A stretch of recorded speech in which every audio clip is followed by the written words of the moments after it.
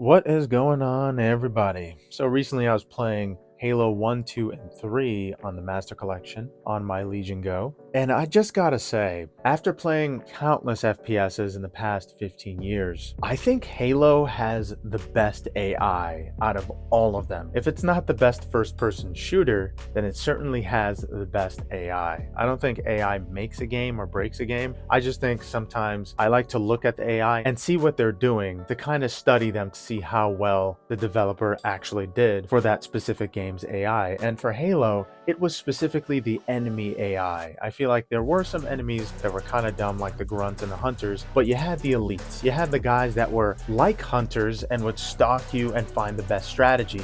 And in the span of Halo 1 to 3, by Halo 3, those hunters and brutes become the craziest quality of AI that I've ever seen in my entire life. I mean, while playing Halo 3, you had the elites, brutes, and hunters actually seek out cover and different types of dynamic cover, meaning that sometimes it'll be a structure that's half covered or that's lower than usual. They actually go through these cover systems as a way to not only take cover from you, but to strategically get closer to you and eventually flank you. Now, the areas in Halo 3 are among the biggest in all of the series. In fact, sometimes I consider it kind of an open world game, but you would figure that would be difficult for the AI to get around and to strategically move between cover to vehicle to building to cover again. But they seem pretty comfortable and confident to move between those big masses of cityscape to not only get away from your gunfire, but to find a vantage point to outgun you. Now, I find that fact about the AI, or artificial intelligence, in Halo to Halo 3 absolutely mind-boggling. But you can even see how the brute is being tactful, and he's moving between cover to cover and actually shooting at the appropriate time, dodging my gunfire, and for the most part doing the absolute best. And I mostly play Halo in heroic, so it's not like they're just charging at me or they're hiding too much. It's the perfect in-between difficulty that I always love to play, because it actually gives me a challenge, and a realistic one at that. I mean, sometimes I find these brutes flanking me and ambushing me, and the ambushes actually work very well. Now, when you're a kid, of course, the way you think about it is, okay, there's 8 brutes, I gotta get the fuck out of here. But when you get a little older, you realize that there's strategy, and these brutes are using strategy. And in any situation, no matter who you are, if you do a specific thing, anybody could be a threat. And no matter what, even if they had grunts doing this exact same strategy, which probably was the easier difficulties, that's still a good strategy to take you down. And Halo teaches the player that not only are these grunts, elites, and brutes different tiers of the Covenant, but they also use a specific type of strategy to survive. And for the most part in Halo 3, I think the grunts do a very good job of assessing the situation and realizing they're just these lowly, skinny, small grunts compared to the Master Chief. So what do? They send kamikazes after you. They get the biggest gun and bring it to battle. So you see this little grunt with a plasma charger or whatever the hunters use. And not only is it hilarious because you see these tiny little grunts with the same exact kind of power that a full elite has at some points, just coming at you with the beefiest gun ever.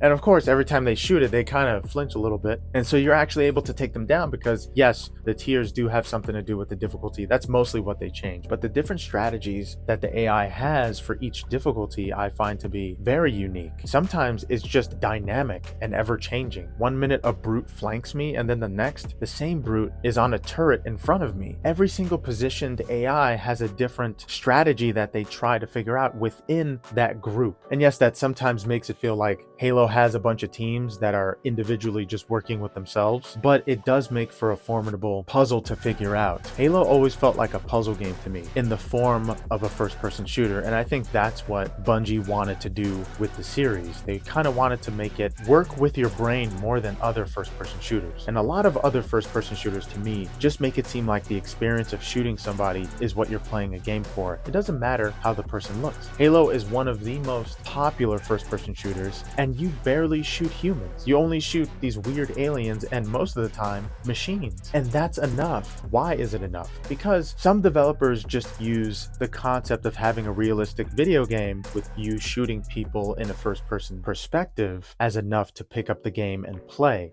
But a lot of people are getting ADHD right now. I don't know if it's just me, but everybody's all over the place. They can only view that for 1 second. They can only view this for 1 second. It feels like all they're after is just the shallow experience. And yes, I'm calling those gamers shallow, but in the most realistic way. But if that's all you're playing the game for, then that is a bit shallow, and it's not going to be good for your attention span, is what I'm saying. And you want a long attention span, right? You want to be able to do things for a long time because they're more meaningful, because they have more of an impact. Anyway, enough about that. I think the AI in this game is absolutely amazing, and it shows the reason why Halo was so huge. It's because it was always interesting, even in the most boring parts, because of physics. I mean, not only is the AI ridiculous, but the physics are very realistic in Halo. I mean, it's almost a simulation of real life. Don't count the 50 plasma grenades under the Warthog. That's called a glitch. But yeah, the series has shown that it ages like fine wine. I think Halo has aged very well. I think that a lot of first-person shooters out there are proving that Halo was the best because those developers were the best. What do you guys think about Halo? Has it aged as well for you? Obviously not for those reasons, but if it has, let me know in the comments below. I'd like to hear it. Yeah, thank you so much for watching the video. I hope you guys have a good one. Later.